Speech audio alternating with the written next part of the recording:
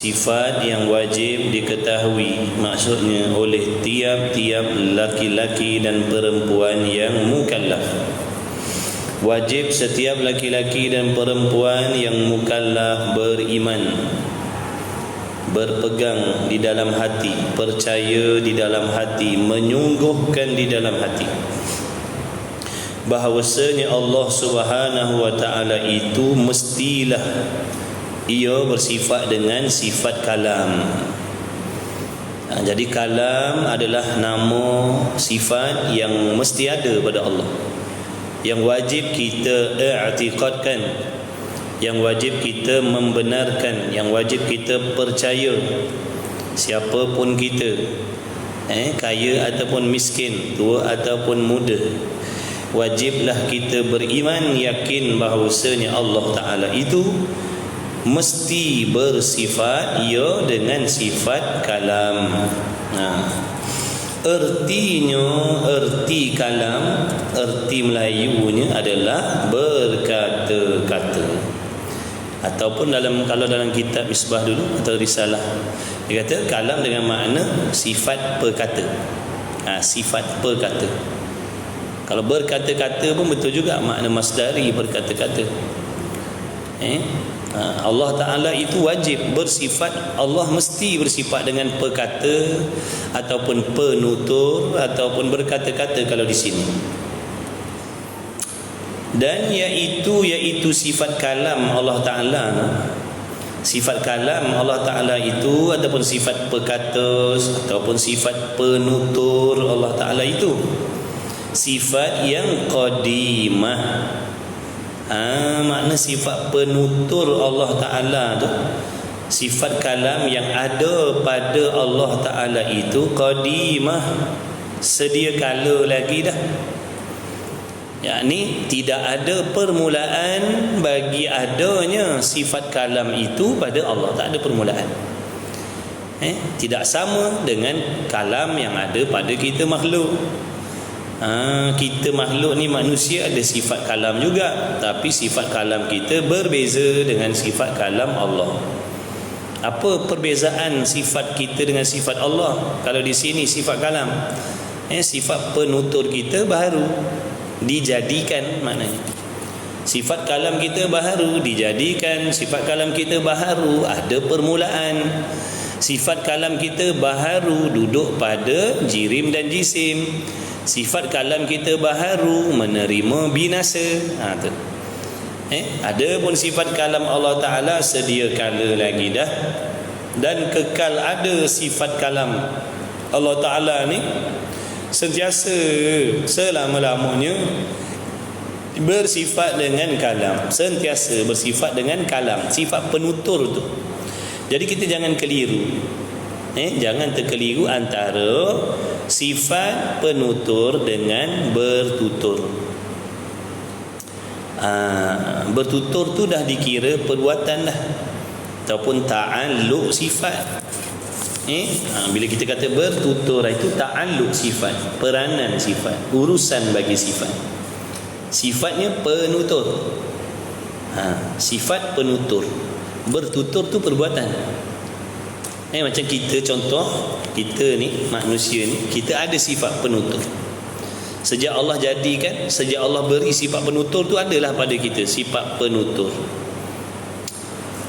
Baik, selagi kita hidup, selagi kita ada, selagi itulah sifat penutur itu ada pada kita. Kalau Allah tak tarik lah. Yang ada waktu, ada ketikanya bertutur. Bertutur itu yang ada masa, ada waktu tertentu. Jadi ada antara kita yang terkeliru dengan sebab diterjemahkan dengan sifat berkata-kata itulah. Jadi mereka faham gini, Allah Ta'ala sentiasa berkata-kata. Maksudnya Allah Ta'ala itu tidak berhenti daripada berfirman, maksudnya gitu. Kalau Allah Ta'ala tu berfirman tak berhenti-henti, itu kata ulama satu sifat kekurangan, satu sifat kelemahan. Jadi kita jangan keliru, sifat tu yang sentiasa pada Allah. Sifat penutur tu sentiasa ada pada Allah sedia kala lagi dan kekal ada selama-lamanya pada zat Allah Ta'ala. Sifat kalam. Adapun berkalam Allah Ta'ala, bertutur Allah Ta'ala itu ada masanya, ada ketikanya. Ada masanya, ada ketikanya Allah berfirman. Ada kalanya Allah tidak berfirman. Bukan bermaksud sentiasa Allah Ta'ala tu berfirman tak berhenti-henti, sedia kala lagi sampai bila-bila berfirman Allah Ta'ala tu berkata-kata tak berhenti. Jadi kita jangan keliru situ. Sifat tu, sifat penutur tu yang sentiasa, yang sentiasa berkekalan kepada Allah. Adapun bertutur Allah ada masa, ada ketika. Contoh, sebelum ada Nabi Allah Musa, Allah tak berfirman dengan Nabi Musa. Sebelum ada Nabi kita Muhammad SAW, Allah tak bertutur lagi dengan Nabi kita Muhammad SAW. Jadi ada masanya, ada ketikanya yang Allah berfirman. Tapi sifat kalam tu sentiasa. Boleh? Sifat tu yang sentiasa. Contoh macam abang sekarang, abang duduk diam, bukan bermaksud abang bisu. Abang duduk diam tak bertutur, bukan maksud bisu. Bisu ni tiada sifat penutur baru bisu. Kalau tak ada sifat penutur, tiada sifat penutur, baru dipanggil bisu. Kalau tidak bertutur, bukan makna bisu. Ada kala bertutur, ada kala senyap, ada kala bercakap, ada kala diam. Orang yang diam bukan maksud bisu. Bisu ni tiada sifat penutur. Allah ada sifat penutur dan kekal ada sifat penutur tu selama-lamanya. Yang ada ketika bertutur tu, berfirman tu, ada masa yang Allah kehendak. Habis. Tu yang ada orang keliru, orang keliru situ. Artinya berkata-kata dan iaitu sifat yang qadimah yang berdiri pada zat Allah Subhanahu wa taala. Yang berdiri di mana? Yang ada sungguh pada zat Allah. Ada sungguh-sungguh perkara yang wajib lah. Perkara yang wajib bagi Allah Ta'ala, iaitu ada sifat penutur. Mesti ada sifat penutur yang menunjuk ia sifat kalam. Jaga dhamir tu. Dan yang menunjuk ia sifat kalam ni, sifat penutur Allah ni, menunjukkan ia atas sekalian yang wajib. Maksudnya gini, sifat kalam Allah Ta'ala ni, sifat penutur ni dipanggil ta'alluqnya ta'alluq dilalah nama. Ta'alluq dilalah nama. Ta'alluq bagi sifat kalam dipanggil ta'alluq dilalah. Dilalah tu maknanya apa? Menunjukkan. Ataupun mudah kita nak faham lagi, memberitahu. Memberitahu. Dilalah makna memberitahu, menunjukkan. Jadi adanya sifat kalam dengan adanya sifat kalam Allah, dengan adanya sifat penutur Allah, Allah memberitahu tentang perkara yang wajib. Contohnya Allah Ta'ala berfirman, Ana Allah. Allah firman, Ana Allah, aku ni Allah. Maknanya bila Allah kata aku ni Allah, Allah ni adalah perkara yang wajib. Mana Allah nak bagi tahu tentang perkara yang wajib. Antaranya tadi itu firman Allah Ta'ala, Ana Allah. Itu takluk dilalah. Maknanya dengan firman Allah Ta'ala, dengan kalam Allah, Allah memberitahu kepada kita tentang perkara yang wajib. Contohnya adanya Allah tu perkara wajib. Ana Allah, itu maksudnya.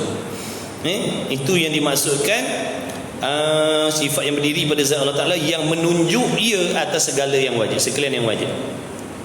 Dengan sifat penutur Allah Ta'ala tu, dengan sifat penutur Allah Ta'ala itu, Allah Ta'ala menunjukkan tentang perkara yang wajib. Mana Allah bagi tahu. Dilalah ni mana memberitahu dengan tentang perkara yang wajib. Boleh tak? Sakat tu boleh faham sakat tu?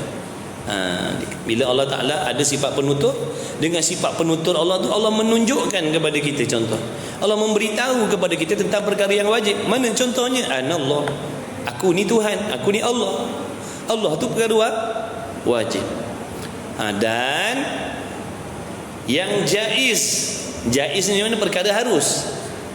Dengan sifat kalam Allah Ta'ala itu, dengan sifat kalam Allah Ta'ala itu, Allah Ta'ala memberitahu, menunjukkan kepada kita tentang sesuatu yang jaiz. Yang jaiz makna yang harus. Perkara yang boleh ada dan boleh tiada itu harus. Perkara yang boleh jadi dan boleh tak jadi. Perkara yang sungguh dan boleh terima sungguhnya, dan perkara yang boleh terima tidak sungguhnya. Ada pun boleh, tak ada pun boleh, sungguh pun boleh, tak sungguh pun boleh, berlaku pun boleh, tak berlaku pun boleh. Itu maksud perkara harus.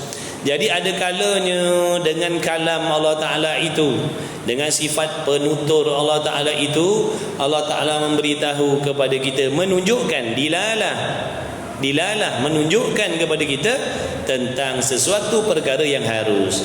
Contohnya, Allahul ladzi khalaqas samawati wal ard.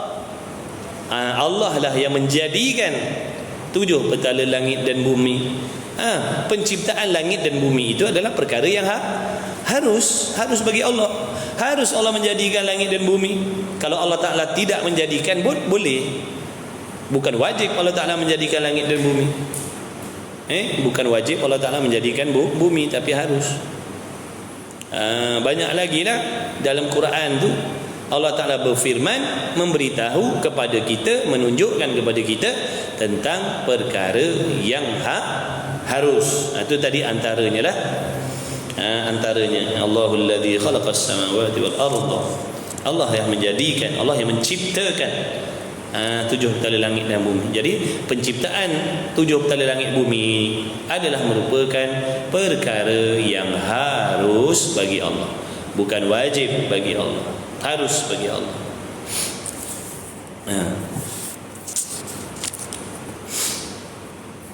Dan mustahil, ada kalanya dengan sifat kalam Allah Ta'ala itu, Allah memberitahu kepada kita tentang perkara yang mustahil.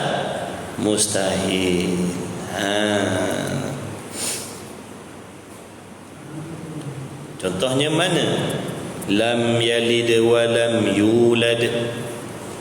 Allah Ta'ala berfirman, lam yalid wa lam yulad. Dia tidak beranak dan dia tidak diperanakkan. Itu Allah Ta'ala nak bagi tahu perkara mustahil. Mustahil Allah tu beranak, mustahil Allah tu diperanakkan akan dia. Itu contohnya Allah Ta'ala memberitahu dengan kalamnya tentang perkara mustahil. Itu makna dilalah. Boleh faham ni kawan-kawan kita mengaji online ni. Jangan harapnya boleh faham lah. Ta'alluq bagi sifat kalam namanya, Allahumma salli ala Muhammad, ta'alluq bagi sifat kalam namanya ta'alluq dilalah. Ta'alluq dilalah, menunjuklah. Dilalah makna bagi tahu. Sekarang ni saya ada sifat kalam, sebab tu saya boleh berkalam ni, saya boleh bertutur.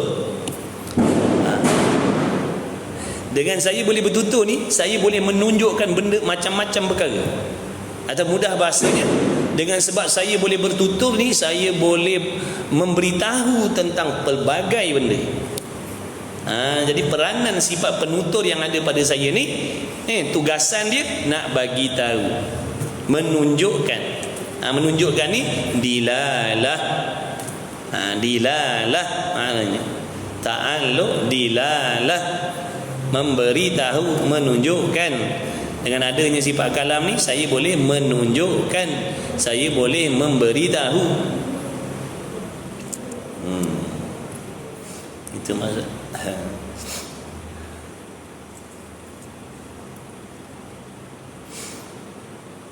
Dan mustahil, lagi sunyi daripada huruf dan suara dan lainnya.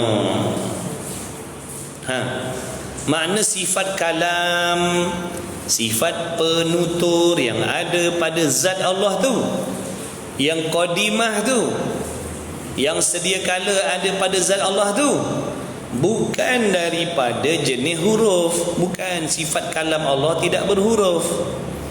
Sifat penutur yang ada pada zat Allah Ta'ala itu tidak berhuruf. Sifat penutur yang ada pada zat Allah Ta'ala itu tidak bersuara. Sifat penutur yang ada pada zat Allah Ta'ala itu tidak berbunyi, tidak berbaris, tidak berikhfa, tidak beridgham, tidak beridhar. Yang kita baca dalam Quran tu kalam lain. Itu namanya kalam lafzi yang kita baca tu. Yang kita baca tu kalam lafzi, ada panjang ada pendek, itu kalam lafzi. Yang kita sedang sembang ni, yang kita sedang ceritakan ni kalam Allah, sifat kalam yang ada pada zat Allah Ta'ala sedia kala lagi tu, bukan yang ada dalam mushaf Quran kita tu, bukan. Jadi jangan keliru lah. Jangan keliru. Ada kita ni kalau tak belajar, ada yang mengatakan Allah Ta'ala itu, Allah Ta'ala tu bercakap, Allah tu bercakap Arab. Jangan. Ni Allah bercakap Arab, mana boleh kata Allah bercakap Arab? Bercakap Arab, kalau Allah bercakap Arab serupalah dengan makhluk. Allah bercakap Arab. Kalau Allah bercakap Arab, sama macam orang Arab lah bercakap Arab. Jadi jangan menyamakan Allah dengan sesuatu. Sebab itulah kita ni disuruh belajar ilmu akidah ni. Kalau tak nanti kita cakap ikut sedap mulut kita. Allah tu bercakap Arab kata. Mana pula Allah bercakap Arab? Kan laisa kamitslihi syai'un.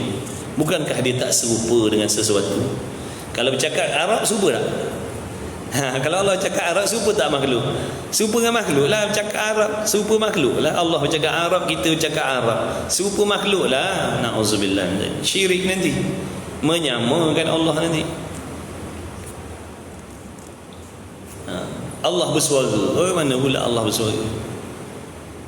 Allah ada roh, Allah ada suara. Jangan, itu semua merosakkan akidah. Jangan. Belajar akidah ni, fahamkan baik-baik, betulkan kefahaman kita tentang Allah. Jangan salah faham tentang Allah tu. Salah faham tentang Allah mengkafirkan. Na'udzubillah. Salah faham tentang Allah mengkafirkan.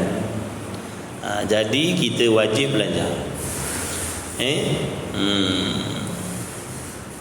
Salah faham tentang Allah mengkufurkan. Jadi macam mana kita nak mengelakkan diri kita daripada salah faham dengan Allah ni? Mengajilah. Dalam kitab dah ada siap, ulama dah siap. Allah tu bagaimana, sifat yang layak, yang tak layak dengan Allah apa, dalam kitab ni semua ada. Nak ngaji dengan tak nak ngaji, nak ambil tahu dengan tak nak ambil tahu je. Kalau kita belajar, insya-Allah kita akan tahu apa perkara yang layak dan yang tak layak dengan Allah. Kalau kita tak mengaji, taknya tahu sampai bila. Jadi kalau salah faham tentang Allah, contoh tadi, dia iktikad Allah cakap Arab, tak akidah.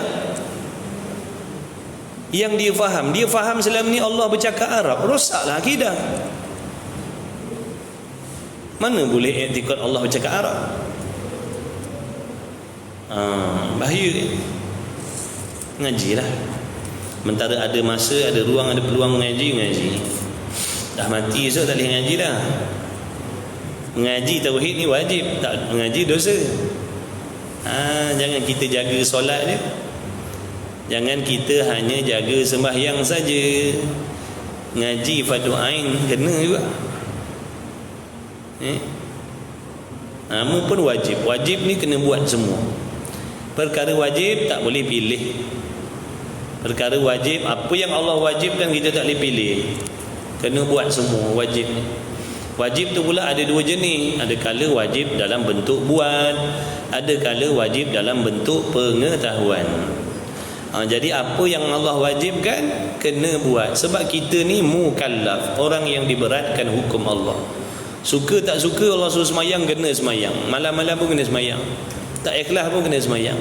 Itu contoh wajib perbuat. Kalau wajib tahu, Wajib pengetahuan, wajib dalam bentuk tahu. Itu kena mengaji. Jadi jangan kita ingat wajib ni jenis buat aja dah. Dia wajib ada dua, satu jenis kena buat, satu jenis kena tahu. Yang buat tadi kalau tak buat berdosa. Yang jenis tahu tadi kalau tak nak ambil tahu berdosa. Sebab wajib. Contohnya mengetahui tentang syarat rukun sembahyang. Wajib. Mengetahui tentang syarat rukun sembahyang, sah batal sembahyang, wajib kena tahu. Kerana kalau kita tak tahu tentang syarat rukun sah batal sembahyang ni, membatalkan sembahyang kita. Padahal kita dituntut oleh Allah solat, mendirikan solat yang sah, bukan asalkan solat. Bukan asalkan sembahyang, tak sah pun tak apa, bukan. Wajib kita menunaikan solat yang sah. Sebab tu kalau kita buat solat tak sah, wajib ulang balik. Contohnya tadi kita solat kali pertama, lepas solat kawan tegur kita, seluar koyak kat belah belakang, nampak aurat. Kita dah tahu yang solat kita tadi terbatal, wajib ulang balik. Dia bukan asalkan buat, batal tak apa, bukan. Sebab tu mengetahui syarat rukun sembahyang tu hukumnya wajib. Jadi wajib kita belajar ilmu fardu ain yang bersangkut paut dengan solat contohnya. Itu tentang ibadah, tentang akidah. Wajib memiliki akidah yang betul, haram memiliki akidah yang salah. Jadi macam mana kita nak tahu akidah betul salah ni? Nak tahu kat mana? Nak tahu kat mana? Ngaji lah. Bila ngaji nanti baru kita tahu apa fahaman sesat, apa fahaman yang benar.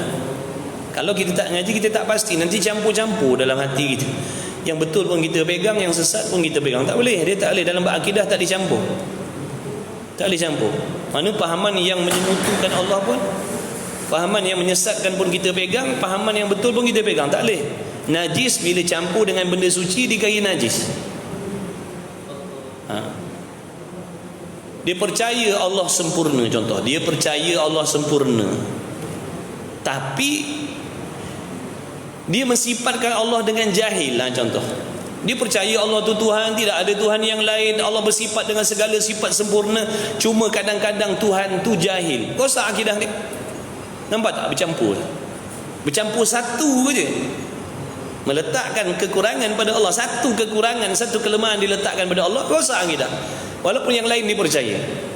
Jadi kita kena ambil faham betul-betul berakidah ni. Rosak akidah, rosak iman amalan kita Allah tak terima.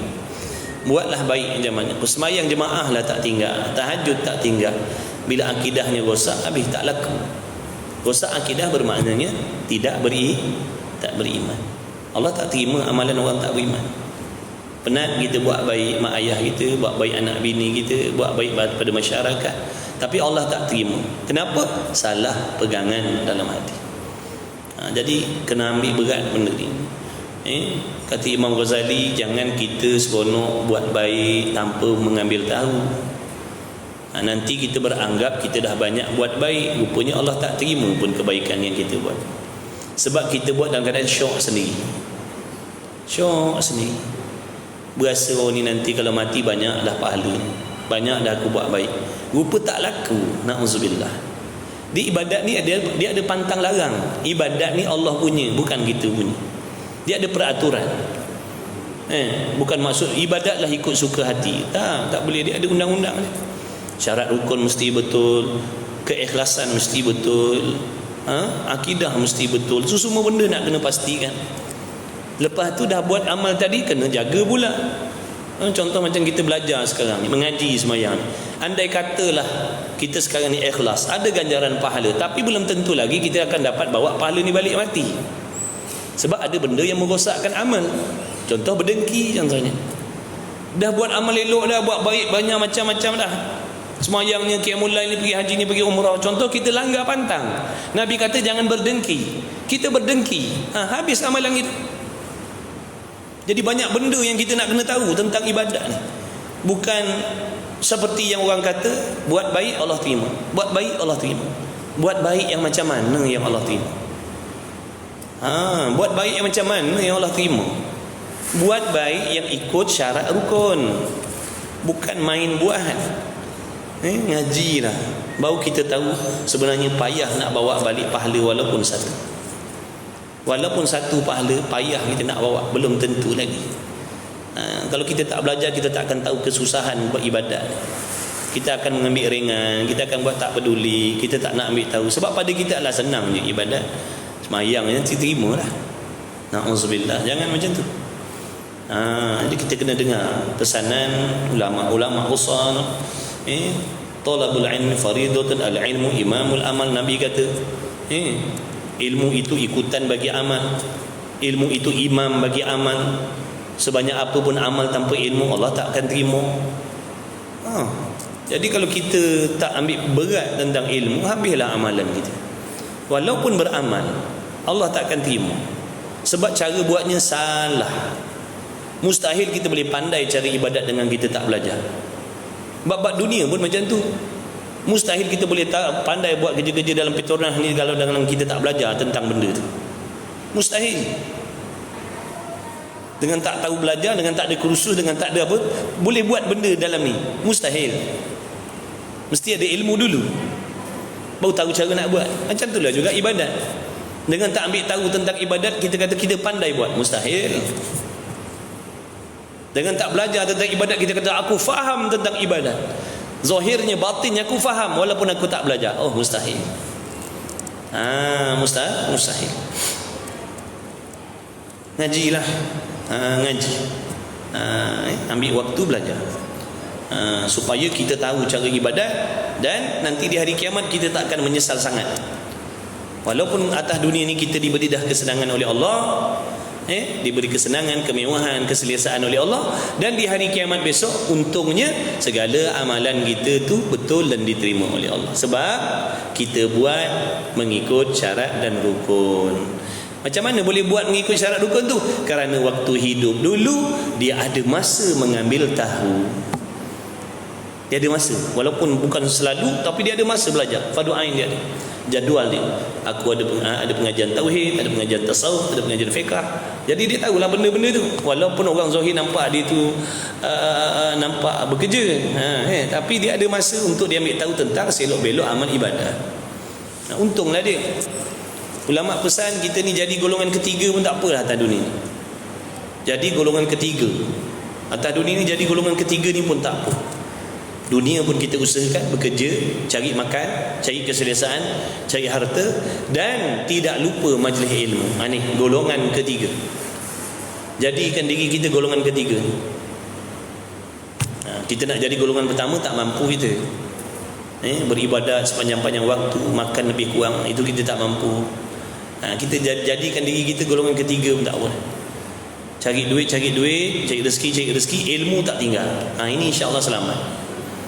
InsyaAllah kita akan diberi kesenangan dunia akhirat kalau macam ni. Walaupun tak tinggi darjatnya di hari kiamat besok, paling tidak tak menyesal tidak dihumban oleh Allah dalam neraka Allah.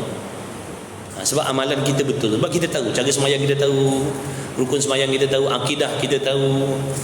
Jadi selamatlah kita, dunia selamat, akhirat selamat. Tapi kalau kita tak nak ambil tahu, na'udzubillah, selesa kita atas dunia je lah. Kita dapat mencapai keselesaan ni di dunia ni lah. Sekadar ni je lah keselesaan kita. Lepas mati tak jumpa dah keselesaan.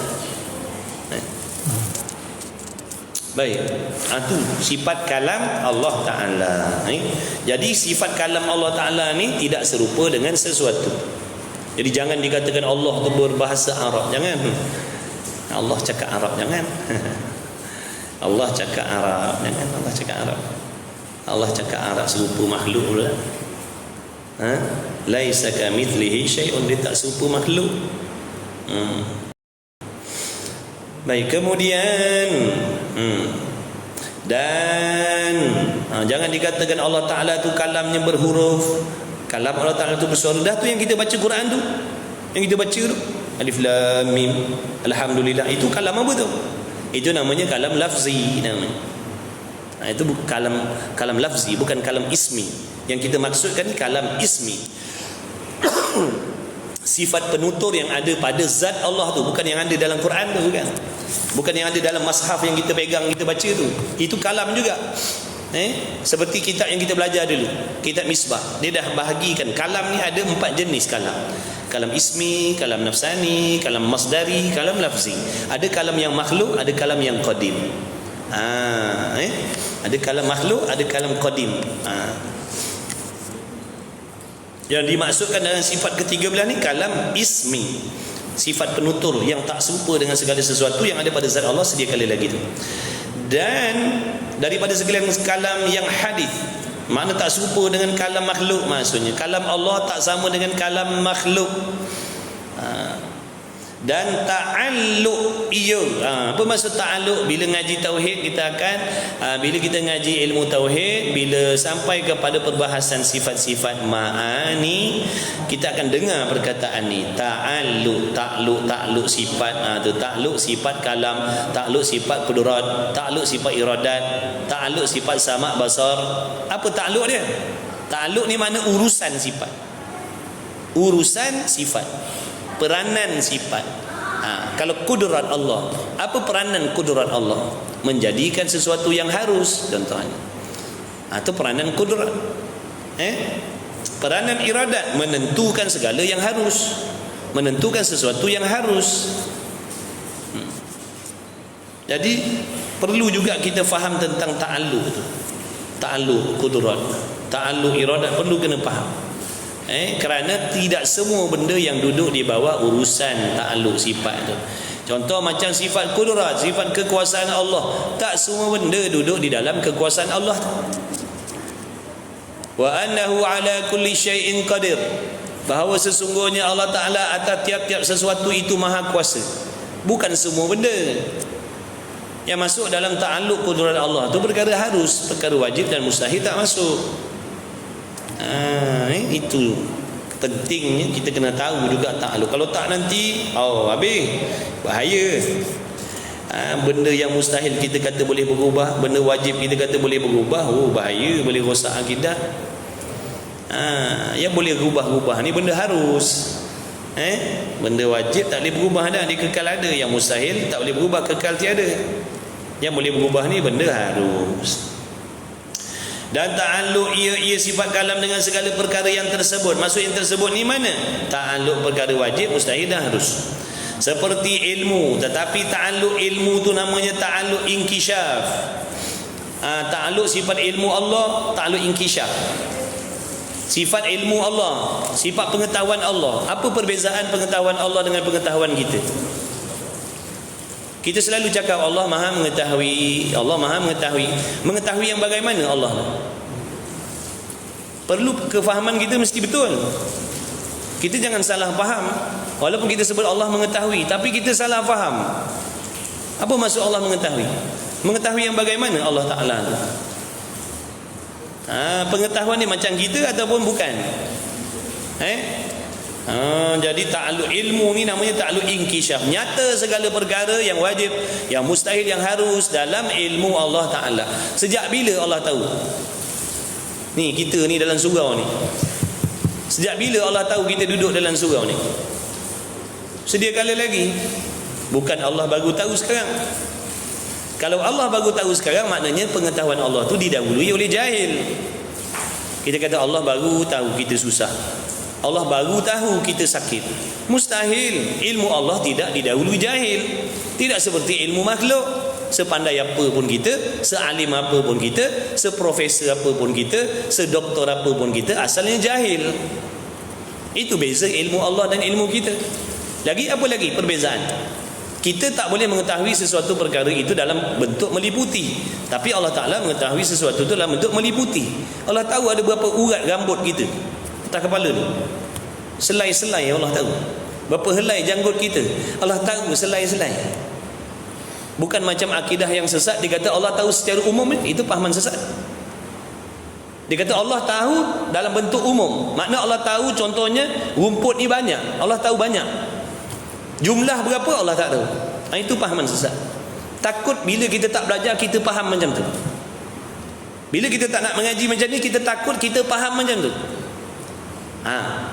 Kita faham Allah mengetahui, faham macam mana? Allah tahulah rumput tu banyak. Berapa jumlahnya? Itu Allah tak tahulah, sebab banyak rumput tu. Makna Allah tahu rumput tu banyak. Allah tahu pasir tu banyak. Berapa jumlah pasir, berapa jumlah rumput, Allah tak tahu.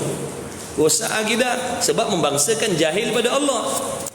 Nampak tak? Allah tahu satu persatu. Ada berapa banyak rumput ni dalam kawasan Petronas ni? Ada berapa helai dengan daun-daun pokok ni semua dalam ilmu Allah. Sebab apa? Dia yang buat satu-satu. Dia yang jadikan setiap satu tu. Pasir tu, dia yang jadikan setiap butir pasir tu, dia yang jadikan. Jadi dalam ilmu sifat 20 ilmu kalam ni diterangkan secara tafsir tu supaya kita faham.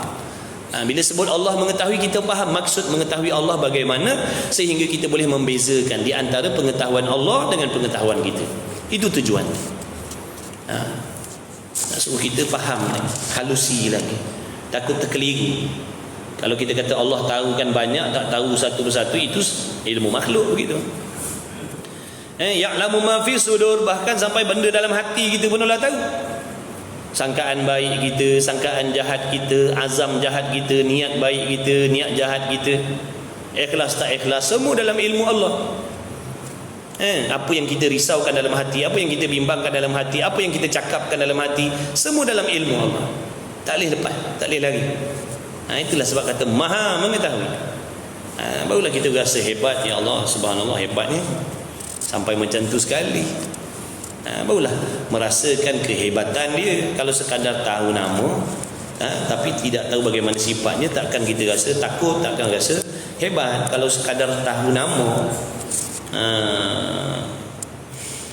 ta'alluq inkishaf namanya. Bila sebut kalam, sifat kalam ni ta'alluq inkishaf, ilmu ta'alluq inkishaf. Dan ta'alluq kalam namanya ta'alluq dilalah. Dilalah ni makna memberitahu, menunjukkan, memberitahu. Ana Allah, ana Allah. Allah Ta'ala firman, ana Allah, aku ni Allah. Tu Allah bagi tahu tentang perkara wajib. Allahul ladzi khalaqas samawati wal ard. Allah bagi tahu tentang perkara yang harus. Penciptaan langit bumi ini harus. Lam yalid wa lam yulad wa lam yakul lahu kufuwan ahad. Allah bagi tahu tentang perkara yang mustahil. Jadi dengan kalam tadi, bilalah Allah menunjukkan tentang perkara yang wajib, yang mustahil dan yang harus. Dan ta'alluq kalam dengan nisbah kepada lain daripada suruh dan tegah dipanggil tanjizi qadim. Apa maksud tanjizi qadim?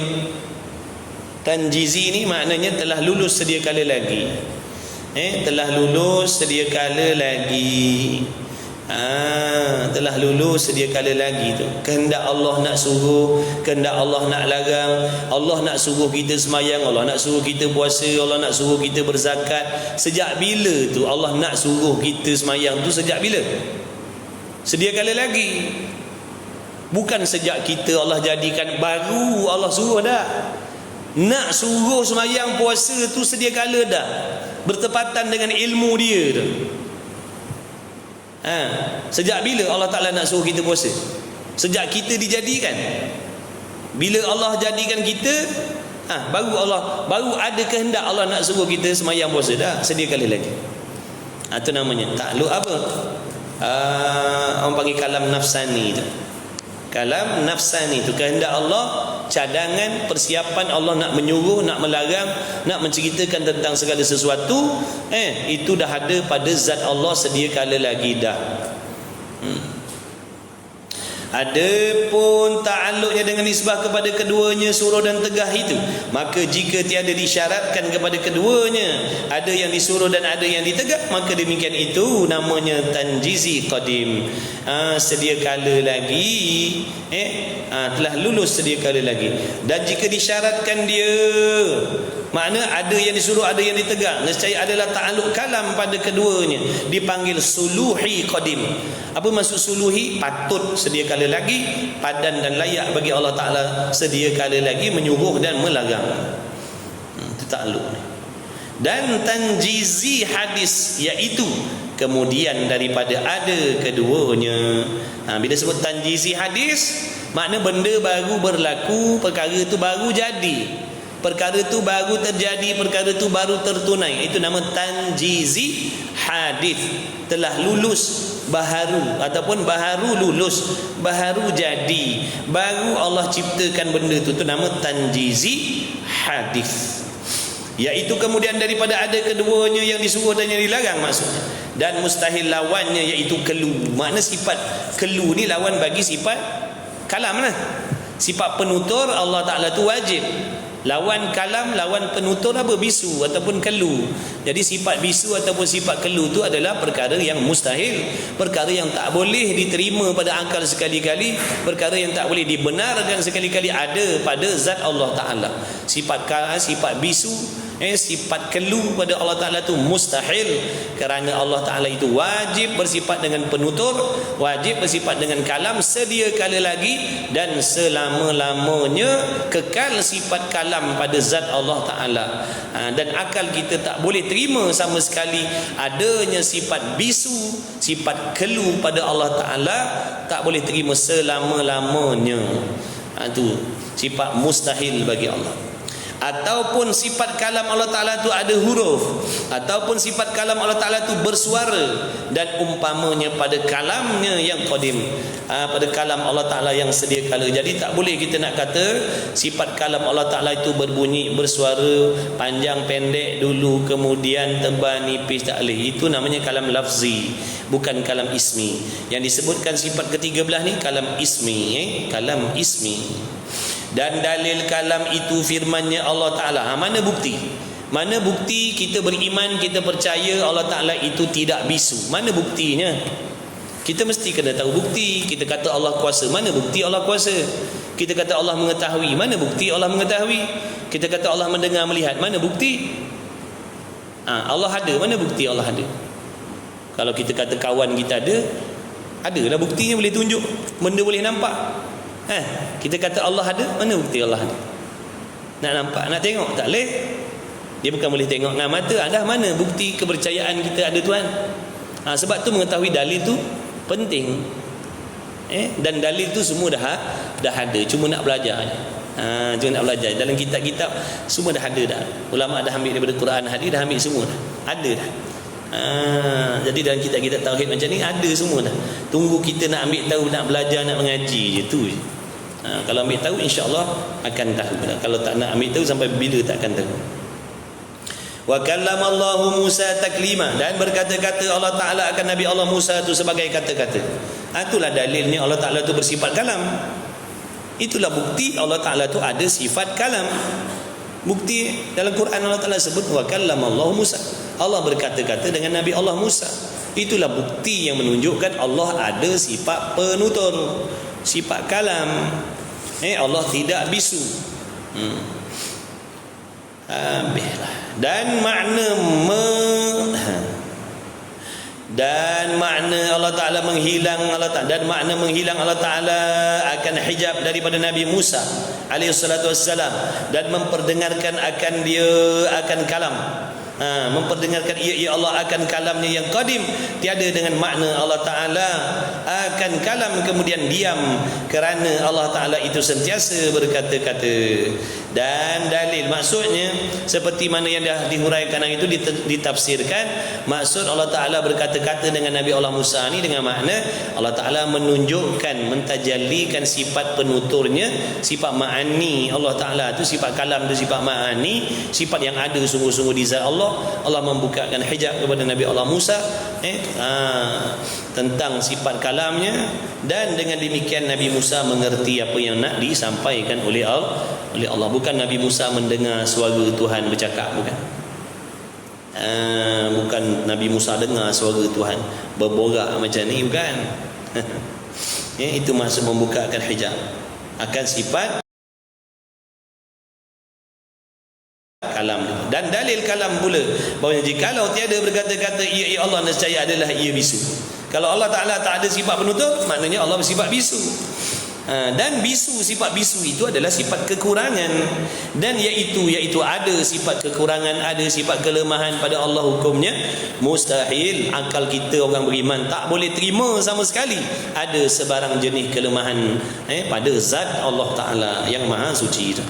Dan sabitlah kalamnya, dan apabila sabitlah ia mustahillah lawannya. Makna bila kita dah mengiktikadkan Allah Ta'ala itu wajib bersifat dengan penutur, dengan sendiri ternafilah perkara yang lawan bagi penutur, iaitu bisu tadi. Bila kita dah i'tiqad Allah bersifat dengan penutup, dengan sendiri bisu Allah tu mustahil, akal tak boleh terima. Wallahu a'lam. Jam tu mati bateri ya.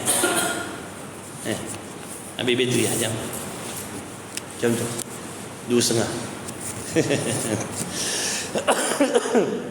Alhamdulillah. Mudah-mudahan Allah Ta'ala dengan berkah majlis ilmu, Allah Ta'ala mengampuni dosa-dosa kita, kedua ibu bapa kita, keturunan kita, anak isteri kita. Mudah-mudahan Allah bagi taufik, pilih kita belajar, mengaji, sabar, beri kesihatan, keafiatan untuk ibadah. Dia beri rezeki yang halal untuk beribadah. Mudah-mudahan direzekikan oleh Allah husnul khatimah, diberi kesihatan yang baik untuk ibadah. Wallahu a'lam. Satu lagi nak pesan ni, orang perempuan kalau nak solat ni buka sliding door. Orang perempuan kalau nak sah semayang jemaah buka sliding door. Sebab ni bukan masjid. Kalau masjid tak apa, berkunci pun tak apa. Dan kalau bangunan selain masjid, kalau sliding door ni kita tutup rapat, orang perempuan tu walaupun dia dengar suara imam, walaupun dia tahu pergerakan imam, dia tak sah, dia kira terputus. Dia kena buka sliding door tu sekadar boleh lalu. Sekadar boleh lalu dia kena buka. Kadang-kadang kita tak teringat nak bagi tahu, selalu kita kadang tak teringat. Nanya semayang dalam tu tak sah. Walaupun dia dengar, dia tahu dia syarat nak keduah ni dia ada syarat dia. Kalau hukum masjid lain, hukum bangunan selain masjid lain. Hukum selain masjid disempit. Kalau masjid tak ada masalah. Kunci pun tak ada. Kalau surau, musalla, pejabat, rumah, dia hukum dia sempit, dia tak sama macam masjid.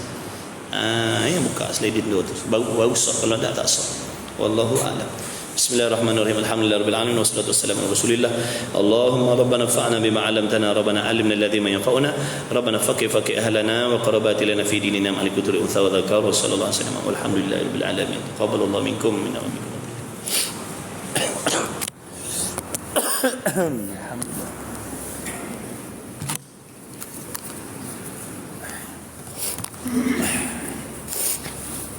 Allahu Rabbi ya Karim. Ya, adab.